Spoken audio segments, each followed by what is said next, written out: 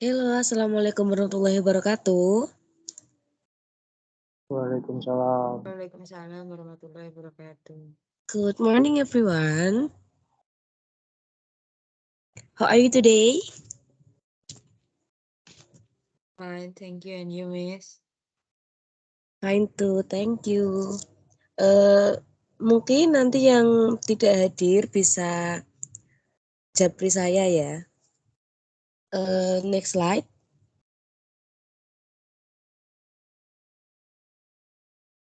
Sebelum kita mengawali pengajaran pada pagi hari ini, alangkah baiknya kita berdoa menurut kepercayaan masing-masing. Berdoa mulai. Selesai. Jadi hari ini kita akan membahas mengenai Newstek. Jadi Newstek itu apa sih? Newstek itu mungkin ada yang tahu apa itu Newstek? News item. Berita, Miss. Ya, benar sekali Mbak Safti. Jadi definition of news item is text is a written public information which inform to readers about event of the day considered newsworthy or important information. This text supplies you with the up-to-date information on the hottest issue of the day. Since media like newspaper are published daily. Jadi, news item ini adalah teks berita yang berisi informasi publik tertulis yang menginformasikan kepada pembaca tentang peristiwa hari ini. Dan peristiwa itu atau informasi itu dianggap layak untuk diberitakan atau penting. Teks yang berisi berita ini biasanya bisa ditemui pada surat kabar atau koran itu ataupun majalah atau apapun itu. Next slide. And the next is social function of news item. So, social function news item is to inform the readers, listener, or viewers about events about the day which are considered newsworthy or important. Jadi fungsi sosial dari news item ini adalah untuk menginformasikan kepada para pembaca, pendengar ataupun pemirsa tentang peristiwa-peristiwa apa aja sih yang pada hari itu dianggap layak untuk diberitakan atau peristiwa penting. Next slide. So, sekarang ada generic struktur dari news item. Itu ada 3. Yang pertama ada newsworthy event. Yang kedua ada background event. Lalu yang terakhir ada source of information. Yang pertama, newsworthy event. It tells the main event which is considered newsworthy in summary form. Right. Jadi, struktur dari news item yang pertama itu ada newsworthy event yang menceritakan peristiwa utama yang dianggap layak diberitakan dalam bentuk ringkasan. Lalu yang kedua ada background event. Pada background event ini berisi uraian mengenai apa yang terjadi atau menjelaskan informasi terperinci tentang apa yang menyebabkan insiden atau peristiwa tersebut terjadi. Ini dapat mencakup latar belakang, peserta, waktu, dan tempat yang berkaitan dengan berita tersebut. Lalu yang terakhir ada source of information. Jadi sumber informasi itu berisi komentar-komentar yang dapat berasal dari peserta, saksi, pejabat atau ofisialnya yang berwenang atau ahli dalam peristiwa tersebut. Next slide.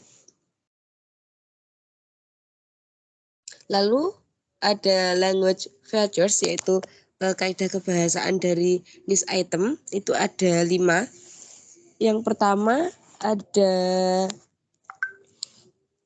using action verbs yaitu menggunakan kata kerja aksi seperti memukul ataupun menyerang atau yang lainnya.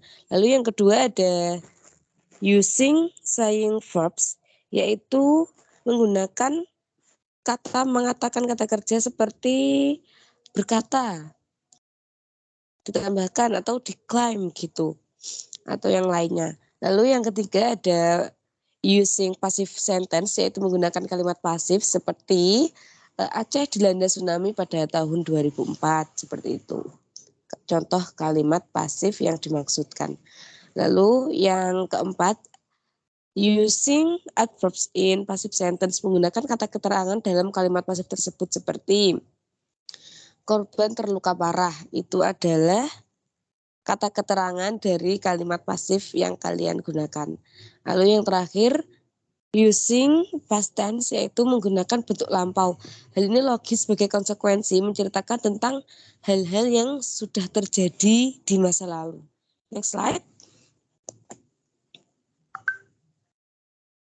Lalu ini adalah contoh dari teks news item. Silahkan dibaca dan dipahami. Nanti saya akan menanyakan mengenai generik struktur pada teks tersebut seperti newsworthy event-nya, background event, dan juga search of information. Nanti mungkin yang mau jawab bisa volunteer, bisa angkat tangannya ya. Saya kasih waktu 5 menit untuk menganalisis contohnya.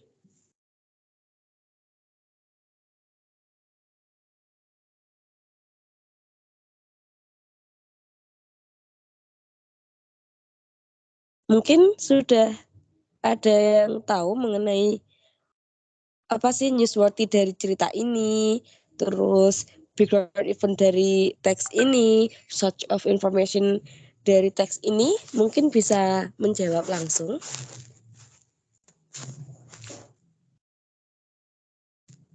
Mungkin Mbak Safety bisa menjawab dari newsworthy event-nya. Iya. Halo Mbak Safety, are you there?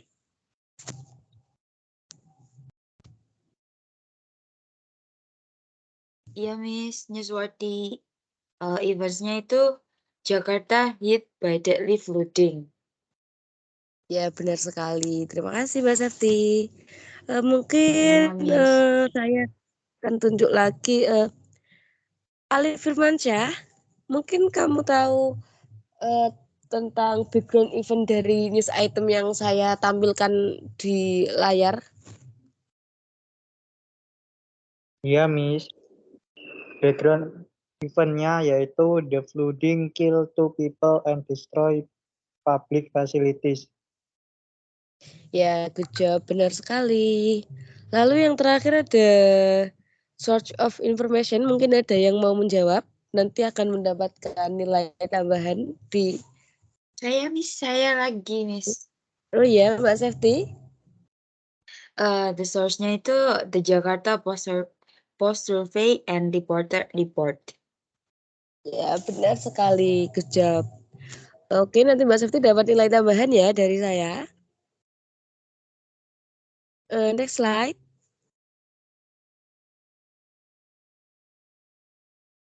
So, this is a individual task. Nanti silahkan dikerjakan mandiri.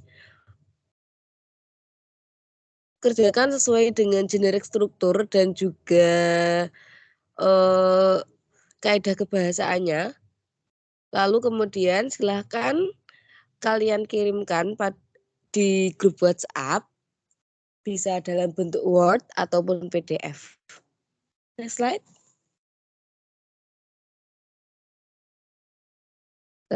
Terima kasih. Mungkin ada yang mau ditanyakan dari anak-anak semuanya.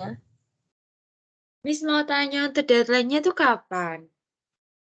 Deadline-nya besok pagi ya. Nggak Nanti ada saya perpanjangan waktu, Miss, mungkin. nggak ada biar nggak malas soalnya muridnya. Baik, Oke, Miss.